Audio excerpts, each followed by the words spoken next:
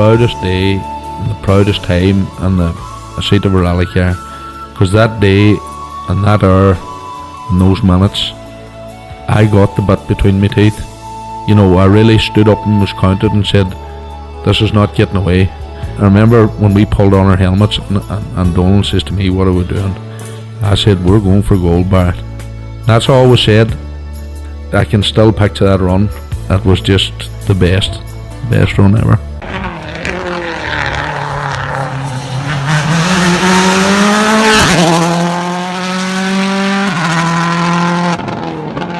Welcome along to Krunching Gears, the Rally Podcast. The 2025 season continues, Connor, and I suppose before we start, please like, share, rate, subscribe.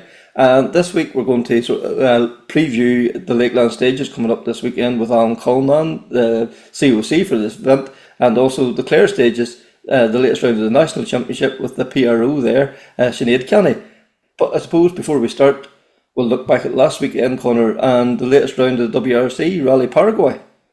That's it. Look, it was all quiet at home, so we were all paying attention to South America last weekend. That's for sure, yeah. And this man, OJ, he said he's going to commit now to the rest of the championship. Is it possible? I think it is. Like last year, it looked possible, and he wasn't committed. And he was certainly looking good. And we all wondered, would he change his mind and commit last year? And he didn't. And I think he probably could have taken it last year had he done so. This year, he's just a man of resilience. Like he bounces back no matter what's thrown at him. Like any other person in any other event, you would think getting a puncture, that's it. Show's over, forget it. And for him to come back from that and win, it was just it was a masterclass of ability and craftsmanship of driving. Yeah, for sure. Evans took second, probably more due to the fact that, he didn't get any punctures over the weekend or any dramas. It wasn't on pace. No, he kept his nose clean, basically. Everybody else, I think you're right, Evans was the only one of the Rally 1 cars that didn't have either a puncture or mechanical issue. And he kept his nose clean, stayed out of trouble, and came home with a very solid second place. Yeah. A good solid drive, but nothing you could... Yeah. You could say that you would say, wow, that was outstanding on pace or whatever. Mm-hmm. Yeah, and you have to feel for Mo once again. Probably another one of those, probably a contender for drive of the rally. Caught out in a really heavy shower of rain in the last stage, dropped from second to fourth, and then I don't know where strategic or there was an issue with the car, but Hyundai retired him at the end of the last stage. Yeah, and the retirement, I don't know. It was put down as a gearbox issue.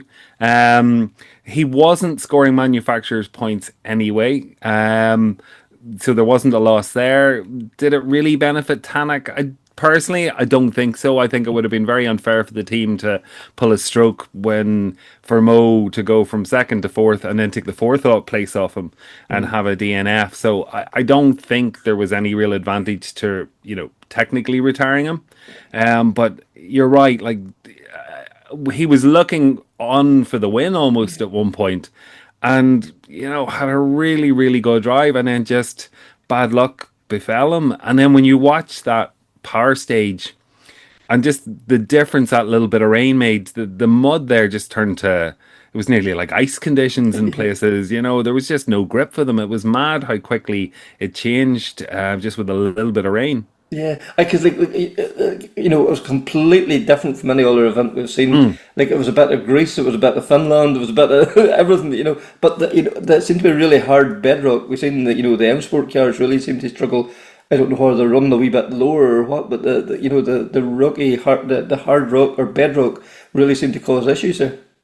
Yeah, yes, it was the impact of the bedrock combined with probably where a couple of components were placed on the car, and it's just the sump guard was compressed and it up into the oil pump and the power steering and the water pump, etc.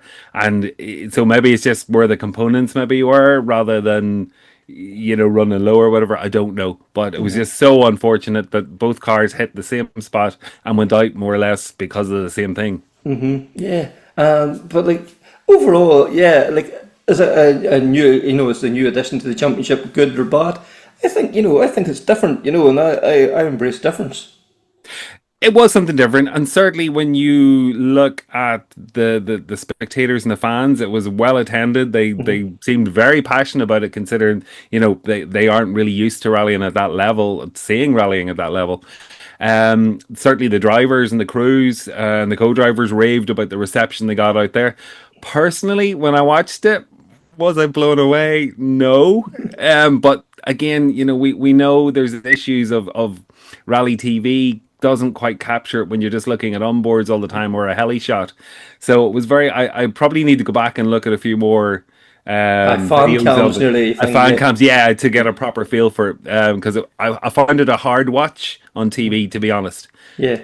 Yeah. And as well as that too, it's a world championship. We just can't have it concentrated in Europe, So now there's a double header, Chile now, and a little over a week now, really at this stage. So it's nice to see these new events and taking it beyond where we're conventional rallies.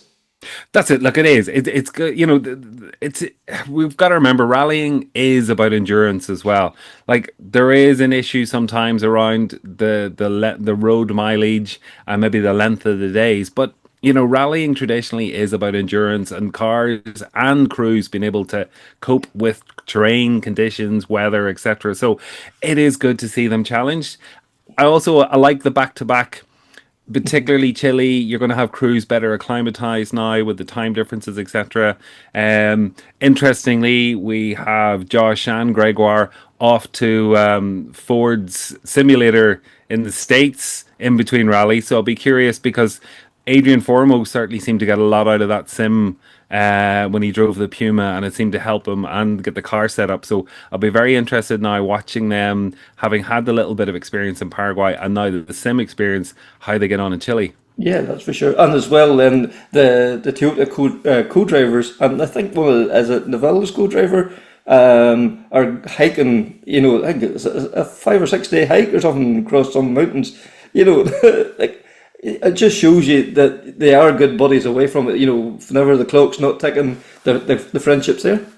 That's it. Look, we do get the opportunity to see them off camera or the behind the scenes camera shots, and you do see them having a bit of crack in the banter, and we hear the stories as well. And yes, it is good to see that bit of camaraderie, and it's they're doing something different and something entertaining. You just pray to God they don't injure themselves. That's for sure. And then just only in the last few hours, or the last 24 hours, is breaking news. Kelly Rovanpera is going to Rally Legends. What cars he bringing? Back to the wee Irish started. Jason Black started. We had Jason on last week, and I jokingly says, "Oh, is the startup being hired out again?" Not knowing what was coming down the lines. I know it's a bit of a mad one, and I saw the breaking news yesterday, and I took a double check in case it was coming back to Killarney, but unfortunately, no. It is definitely Rally Legends. Yeah. that would be something epic. And then also last weekend, the Woodpecker Rally, the latest round of the historic British Championship, and our own Paul Barrett took top points there after being out of the driver's seat for I don't know how long. It must be over a year now since the last time Paul was out. So, we know how talented Paul is behind the wheel. He jumped back in, and also he had Arthur Cairns on and beside him as well too, for a different voice coming through. Brilliant drive. Fair play to Paul. Would have loved to got him on the podcast, but unfortunately just wasn't able to make it work. But great to see, and I suppose that's all started not only the Bushwhacker but RAC build up started. That's it, exactly. Those big, wide gravel stages in the UK, like they are fabulous to watch those cars fully commit on. And again, when I start seeing the BRC Historic Championship, I keep thinking, oh, let's see how the Ulster gets on with its hope to be part of the European Historic Championship. So, fingers crossed that we get a bit more higher level competition and competition visitors coming to our shores as well. That's for sure. And talking European, Rally Carrick-Again this weekend coming up. Callum's going over now. He's going to be part of the MRF team. Very interesting to see how that all plays out. And then we also got John over there as part of his ERC campaign, and then Wall over there too, and the Yaras as part of his BRC campaign. It's going to be like all the championships colliding on the one rally. That's it, like a mini showdown and a good combination of manufacturers as well in that mix Yeah. too. So yeah, genuinely will be very interesting. And again, I'm curious to see how Callum gets on. Okay, he's in the Skoda, which he's familiar with, but on a very different set of tires. Like he's so well used to driving on the Michelins and getting the Michelins or the car set up to Michelins or the Michelin set up to car, whichever way you want to say it. So it'll be interesting to see how much of a learning curve there is from there with the MRFs. For sure, for sure. And at least he's good, you know, he has a year's experience from Kerry again. They were there last year. Like, maybe not huge numbers entering the international part of the field, but strong, you know, like, it's hard to pick out a winner because what it lacks in quantity, it definitely makes up for in quality. Yeah, it does. And, you know, when you go down to the entry, some interesting, you know, partnerships there as well. Like Andy Hayes is sitting with Ocean Price, you know, in the Hyundai. So I'm curious to see how they get on. And then if you go down and we have, you know, Eamon Bolin and MJ, all right. But also you've got Eamon Kelly in a Rally 3 back on tarmac, you know, and again, good bit of experience for him. Again, I'll be interested to see how he gets on. We've seen him in the JWRC, but let's see how he gets on against the European and the BRC competitors. Yeah, and Rory Kennedy sitting with him as well too, the ever young Rory Kennedy, we should say as well. But also this weekend coming up, the Lakeland, you know, the return of the Forestry Championship, the Irish Forestry Championship, the start of the Northern Ireland Forestry Challenge as well too. And what an entry the guys have pulled together there, Conor. Yeah, like genuinely, it really is. It's how far has the forestry come in a very short period of time, you know, where we would have struggled to see a decent entry list a few years back, and now they're struggling to you know, they're turning people away. Yeah, they have a reserve, you know, but Yeah. no point of us telling you much more about it. Let's hear from the COC from the event, Alan Cullinan. Alan, we're only days away now from the Lakeland, and you have to say, hats off to everybody involved. The club has pulled together a fantastic event once again. We have from, I was going to say from humble beginnings, but it's not that there's a wealth of talent there as well. But we were a little bit shell shocked this year because certain things happened. People left the club with new members coming in, this, that, and the other. But the main thing that happened was the damn storms that hit the country, and we went to our local council and the forestry department and the geopark people and said, you know, is there any chance of a bit of forestry? Because up to the beginning of the summer, they were saying no, no, no. And quite rightly so, they weren't safe. Yeah. And in fairness to Martina O'Neill and the boys and girls in the forestry and the geopark people, we went out and did a survey in the beginning of the summer, and we took a good 4 or 5 hours, and we were in and out of various forests areas that we were going to use, and hemmed and hawed a lot. But eventually, the lad said, well, we can do a bit of work on this one, it'll be easier for us to do. And the whole thing was, it wasn't just was there a tree blocking the route, it was the trees that were behind that were loosened by the wind. Yes. And all that sort of thing, and they were terrified they were going to come down, and quite rightly so. So from a health and safety aspect, we had to do with that. So beginning of this, in June sometime, was before we got the okay really to start looking at running an event. And they gave us, we got these 3 stages. So we're into Carrigan's as the first stage, and then into Ballintemple 1 and 2, or north and south, whichever way you want to call it. It's a compact loop, and I know it's not hugely stage miles, but the surface is good in there, and it's what we got, and it's what we've had to deal with. And in fairness to the forestry people, Martina O'Neill and all the boys and girls there, they've done a super job for us. They really, really have, and hats off to them. We were out today. There was a team of us out today setting it up, and the surface is good. And there's a few little bits where there's water lying, and where water has run down hills, there's a bit of a channel sort of thing. But, you know, a road car wouldn't even have a problem with it. No, and like you have to say, like, you know, in fairness to the Forestry Commission, like running the rally wasn't their priority, you know, so it was good that they, you know, that they got involved and they done what they could and allowed you the opportunity to run a 3-stage, a double loop then. Absolutely, you know, we're really in debt to them that they've pulled out all the stops for us, and I can't praise them enough. They've been super towards us, you know. Yeah, and it's great then the way the competitors rolled in behind the event now as well too. Like over 100 entries, I would say that's beyond your wildest dreams. Correct, and I don't mean to sound big-headed. We've a few on reserve list as well, so it's super. We can't understand why, and we're just delighted for everyone for supporting us and that sort of thing, and it's absolutely super. And if I may mention, my big thanks to the McQuaids for Trailers, Parts and Spares for their continued support. Hugh and the boys and everything been absolutely super to us and stuck with us when, in previous years, numbers have been low and whatever, and he's stuck by us, and absolutely brilliant. Delighted to have him on board again. Yeah, because Q knows the value. He's a competitor himself, so he knows what's needed, and it's good to see he puts his shoulder to the wheel and gets involved and puts his money where his mouth is. Absolutely. And you missed one thing. He's a nice guy as well. Yeah, true. He's great whenever you're dealing with him and that. Absolutely. So we're very positive about everything, which is what we need. So hats off to Trailer Parts and Spares and Hugh McQuaid. Absolutely great. That's for sure. And what a success story that is. The business they've built now, it's global now as well at this stage. Pretty much so. Yes, I believe. Hats off to them. Delighted for them. Yeah, and as we were mentioning there, like the competitors, it's right through. Like it's from Rally 2 R5 cars right through the top 2-wheel drive. Even the smaller classes. Everything's so well supported. There's going to be some fantastic battles come Saturday.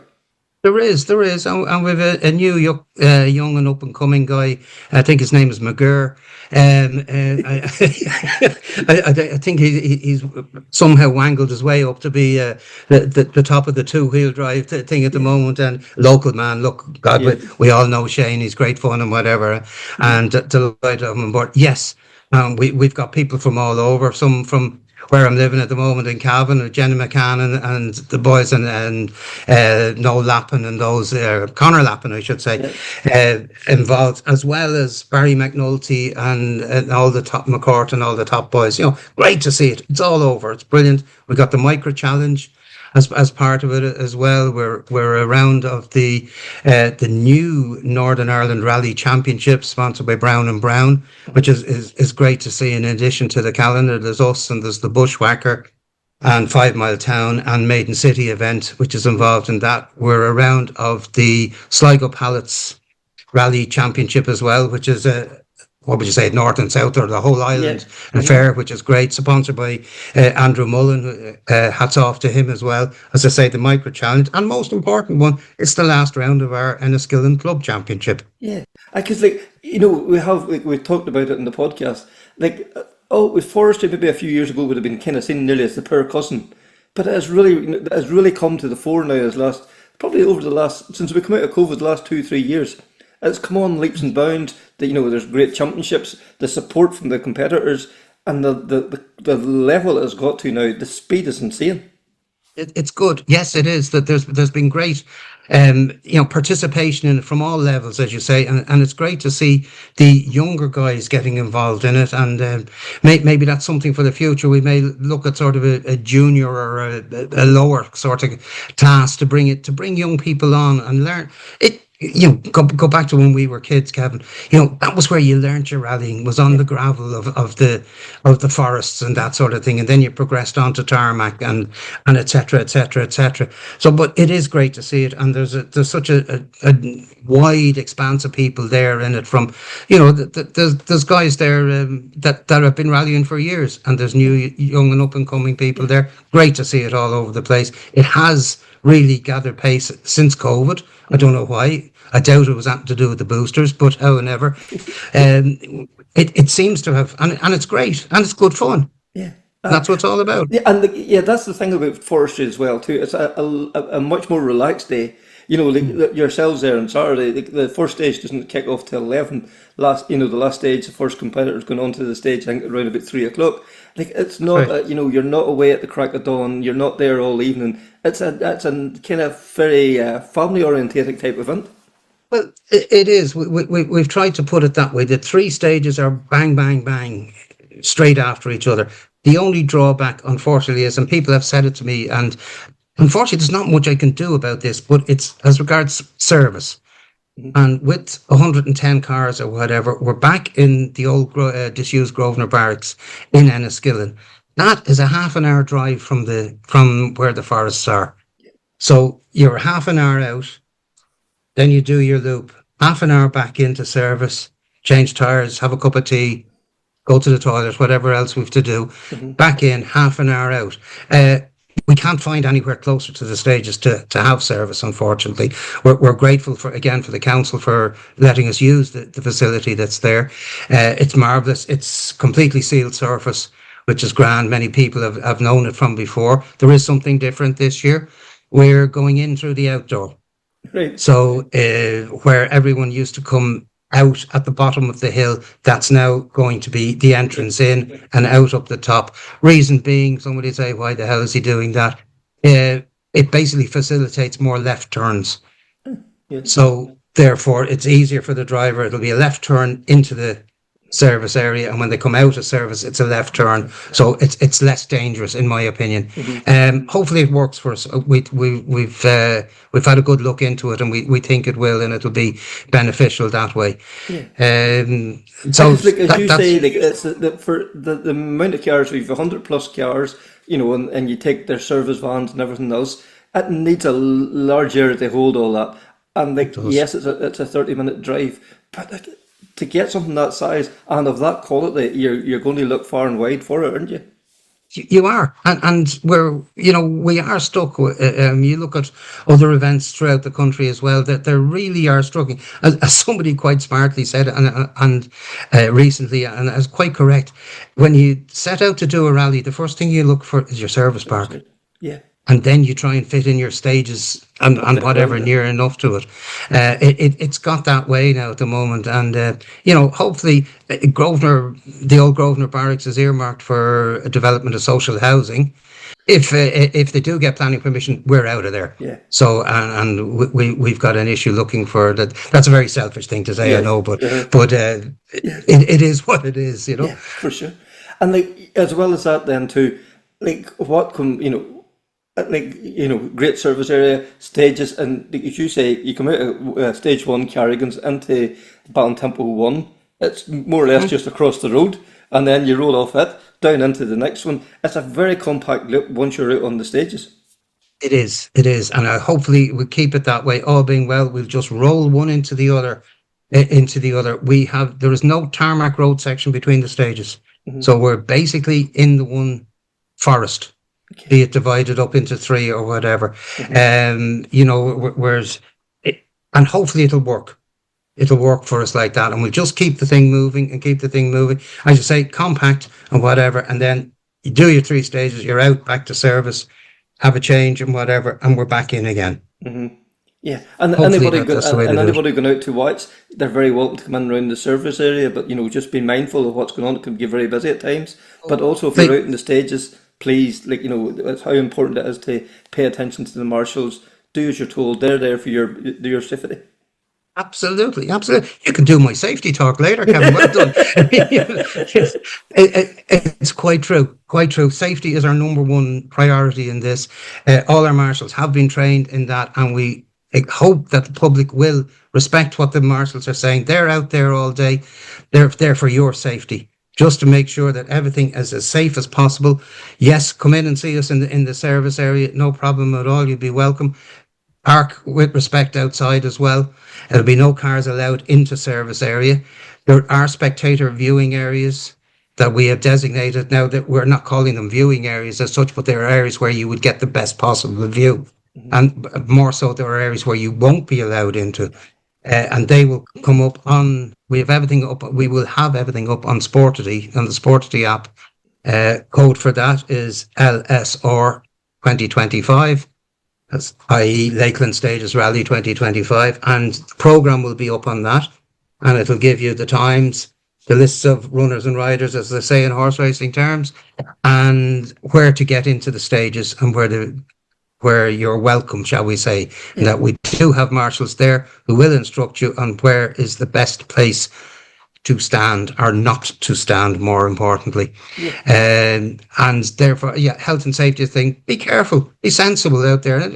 It's not giving great weather next weekend, unfortunately. We're in autumn now, unfortunately. I think the summer is gone. So if you're out there, please, ladies, don't be coming out in high heel shoes.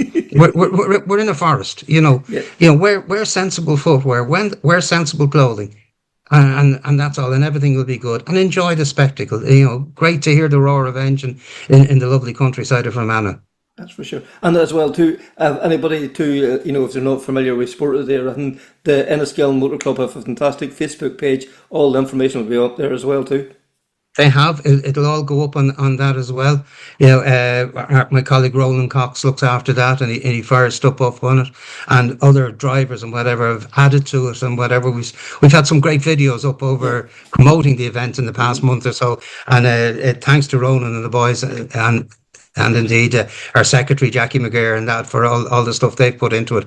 Absolutely brilliant. Great to see it, and do it with a smile on her face and a bit of fun. Yeah, and that's what it's all about. And then that's what all we can do is encourage the competitors, the spectators, organisers, everybody to go out, have a good day, and hopefully it's safe. And everybody go back then to the three-way in at the finish and enjoy. There'll be a prize given there as well. That's it. You have it again. Yes, when we get all the cars safely back, we'll have prize giving in the three-way in, which is just out on the Sligo Road out of Enniskillen. Food is available there. We'll do the prize giving there and crown our champion for 2025, which will be great to see. So just to finish up, Kevin, just to something a little bit different. I'm always out for something a bit different. As people will have noted from the seeding, yes, the seeding, the quickest man is number one, but the first man on the road will be Shane McGear. So we're putting the two wheels in before the four wheels. We've been asked by a number of competitors to do this, so hopefully it'll work out and people will have a good bit of crack at it. Yeah, that's nice. It gives the two-wheel drive guys a nice clean road, and it's a nice initiative by the club as well. And as you say, it's always nice to try something different.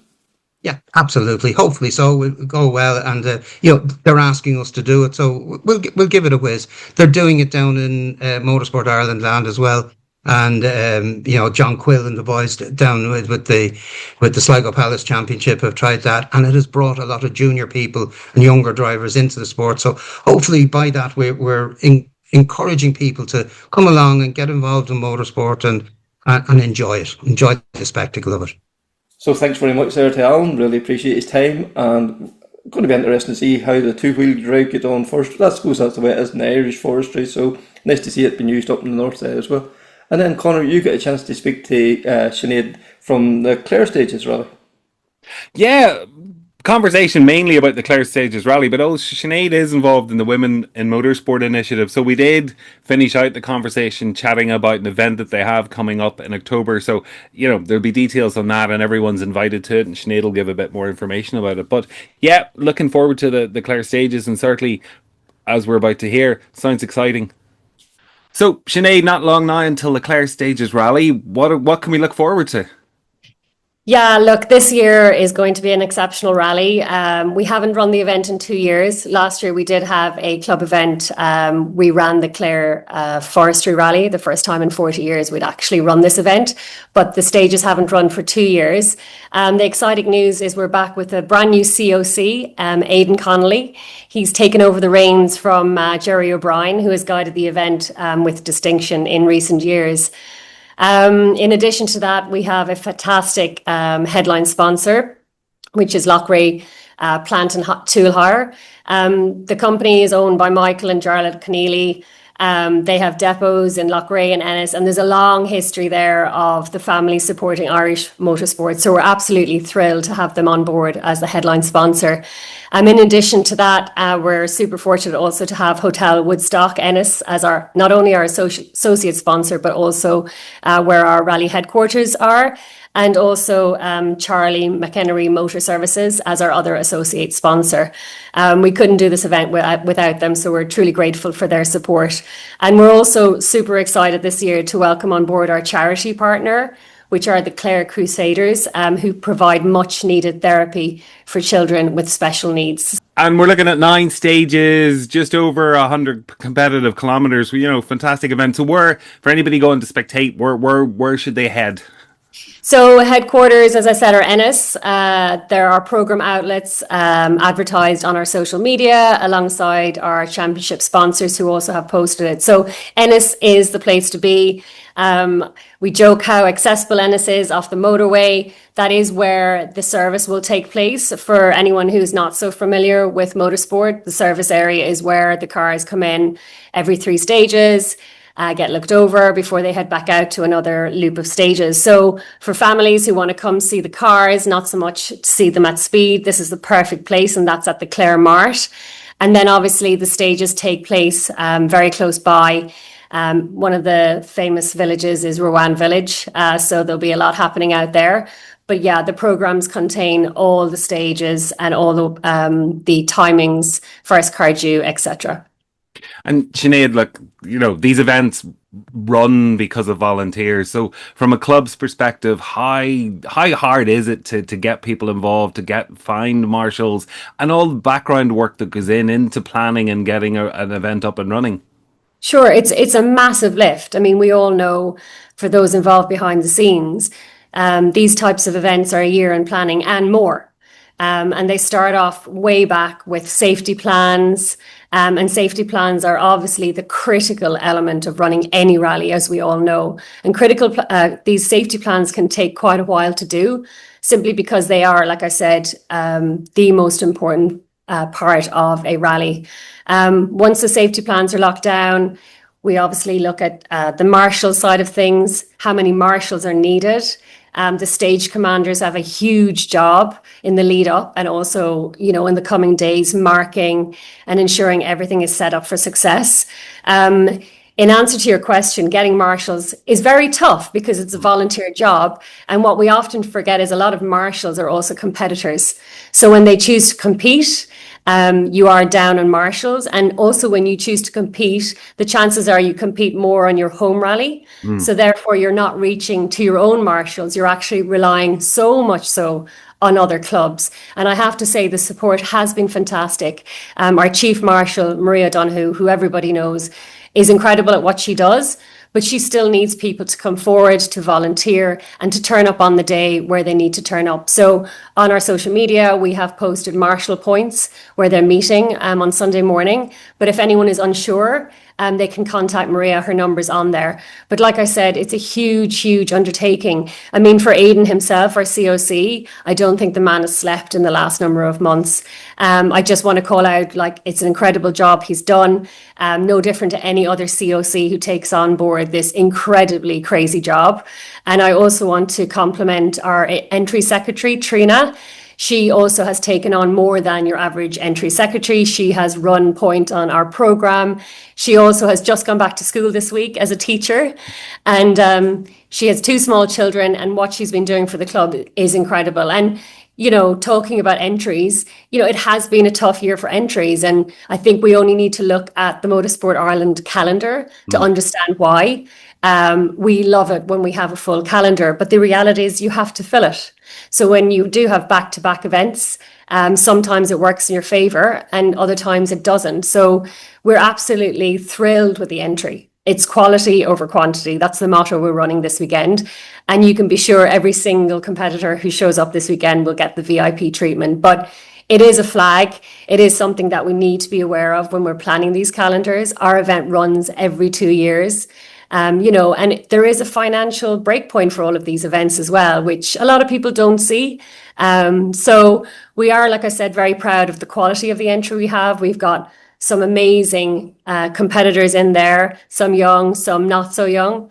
But like I said, asking Motorsport Ireland to help us with the calendar in future years and to give everyone a fair chance to getting those full entries, as we know they're out there. And speaking of the entry, it's also the penultimate round of the National Rally Championship. How competitive do you think it's going to be out there? Well, I'm not a mathematician, but I know it's just so open. Obviously, Eddie's leading so far. He's doing an incredible job. He's just driven like, I won't say a maniac. He's just driven so consistently this year. He's absolutely incredible. And obviously he's a role model for, many, many drivers. Obviously Josh, hot on his heels. Not far behind, and also Declan Boyle only just behind again. I mean, he's just had an incredible year. It's just super, super impressive to watch him. His two sons are nipping at his heels, but not quite pipping him yet, which, like I said, is brilliant. And then Desi Henry again, 75 points, and he's just there. He still has a chance as well. So like I said, I'm not even going to go near the maths. I'm sure there's a lot of mathematicians out there. Like, as I mentioned, also you've got like Matthew and Michael, who are like up there every rally. They appear quicker on the end of stage interviews, and then they're up there in the top 10 guys. And then I think what's super exciting is Andrew Purcell. He's making his season debut in the Skoda Fabia Rally 2, which is incredible to see. So we're thrilled he's bringing his car to Clare as a shakedown for Wexford. So I'm sure he'll do incredibly well. We also have other incredible top seeds. Daniel Cronin, who's a previous winner of the Clare Stages Rally, is here. And I know obviously it was touch and go whether he would come back. So it's great to see him back after his accident. And also Paul Barrett and Gary Kiernan and Tom Holton and Stephen Joyce. We've got some fantastic drivers there who are going to give each other a run for their money. And then obviously the modifieds, Chris Armstrong. He leads a strong escort lineup. And then, you've got Cian Caldwell and Oren England, who have traded wins in the Rally 4. So, I mean, you talk about a smaller entry, but then you talk about who's there, and you just know it's just going to be, everybody's out to win it and everybody has an opportunity to win it. It's just wide open. Yeah, and certainly, like when you go down through the classes, it looks like it is going to be very competitive and some very strong battles for that. And Sinead, from your own perspective, you're very heavily involved in women in motorsport. So how are you looking for female competitors in the event? Yeah, I mean, as many people might know, I'm part of the Motorsport Ireland Women's Commission, and obviously, keen to see in most of the events that we have a fair representation of female co-drivers or drivers. And amazingly, we have 17 females in our entry list for next weekend. In fact, we have Aoife Raftery, as we all know, our leading female Irish rally driver, who's sitting in with her brother Dean at number 22. Carrie Ryan, who's well known, who's sitting in with Michael Fitzgibbon in the Rally 4. Both Carrie and Michael are club members, heavily involved in the club. And also Carrie is involved in running the Dacia Challenge. We joke that she will have someone else babysitting the Dacia lads this weekend, as she won't be there to help them get out onto the stages on time. And it's fantastic and heartwarming to see Michelle Quinn, sister of the much loved and missed Katie Quinn, with Kaz Summers alongside her competing. So yeah, I mean, just to have, like, as I said, calling it out, 17 competitors in there, and there's some very new competitors as well. And it's great to see that drivers are giving female and male co-drivers opportunities to get involved, to start their journey in rallying. Because, it's difficult to get into. People want people with experience, but it's brilliant to see that there's people out there willing to give the new people a go. You'd have mentioned the new people, but you've also some seasoned competitors taking part. You wanted to give a shout out to. Yes. Well, it's fantastic to see Ken Lyons. I grew up in motorsport with my dad, and Ken competed with my dad. So Ken, who's dad to Keith, and Paddy MacDonald, and they're in the field. I did check the records that are out there, and Ken, it looks like he's been competing, as I thought, since the 70s, and he may be in his 70s. So looks like his 48th year of rally, and possibly longer if the records, are probably a little bit out of date. And also a shout out to Pat McDonough, who's local to where I live in Arnacrusha. Another man who's been rallying since the 70s. Rumour has it he's in his 70s, and it's incredible that this sport doesn't have any age barriers. I just think you have to be just a little bit mad. In fact, it's a family affair for the McDonoughs this weekend. Not only their dad, Pat, but also Tommy, who's well known, and he's Mark II escort, and also Tommy's sister, Marie, who's sitting with her dad, Pat, in this event. So yeah, it's a fantastic, it's fantastic to see, generational driving, and that age has no barriers. Yep.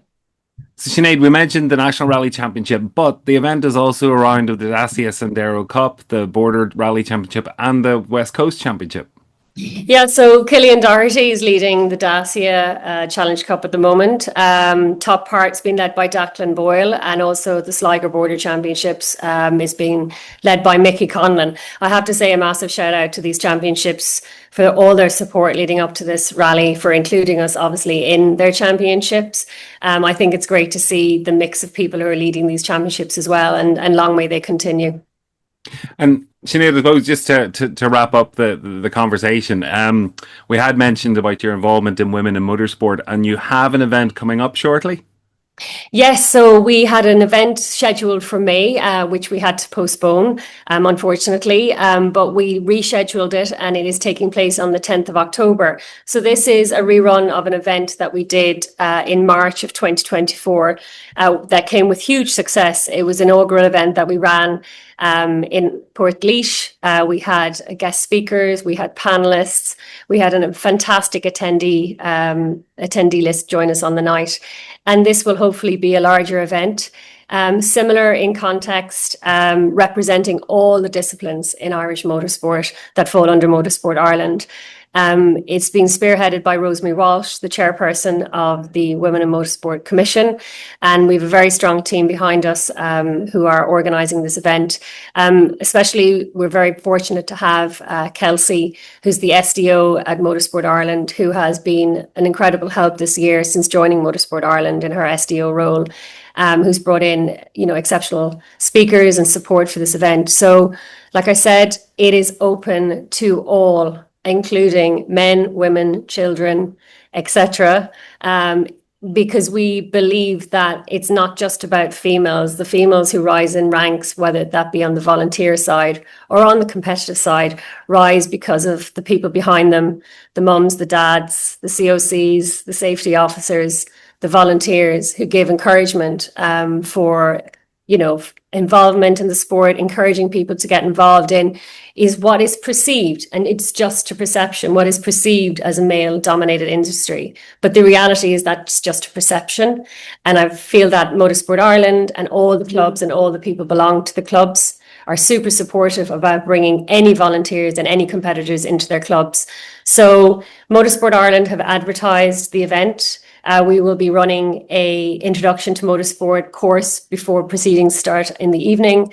If you can find information about how to register for the event, please reach out to Motorsport Ireland. You can reach out to Kelsey, the SDO there, or reach out to anyone at Motorsport Ireland, and they will tell you how to register. But it takes place, like I said, in Athlone this year on the 10th of October, and we look forward to welcoming everybody there.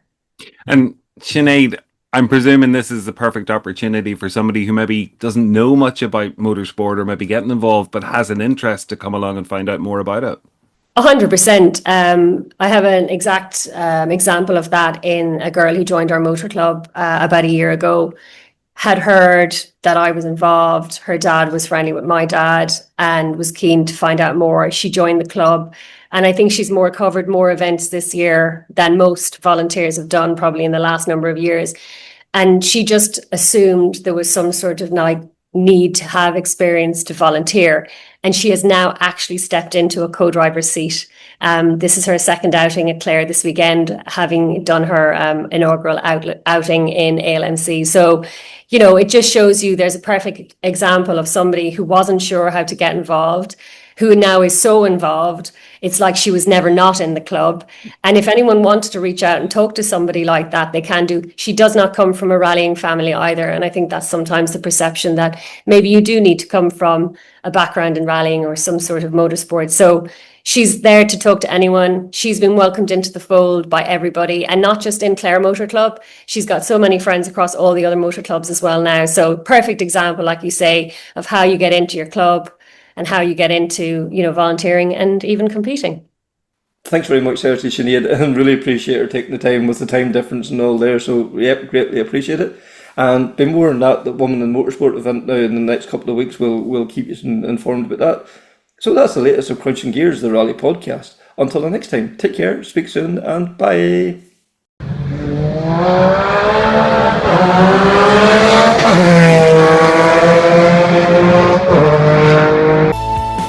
It's the proudest day, and the proudest time, and the seat of a rally car. Because that day, and that hour, and those minutes, I got the bit between my teeth. You know, I really stood up and was counted and said, this is not getting away. I remember when we pulled on our helmets, and Donald says to me, what are we doing? I said, we're going for gold, Barrett. That's all was said. I can still picture that run. That was just the best run ever.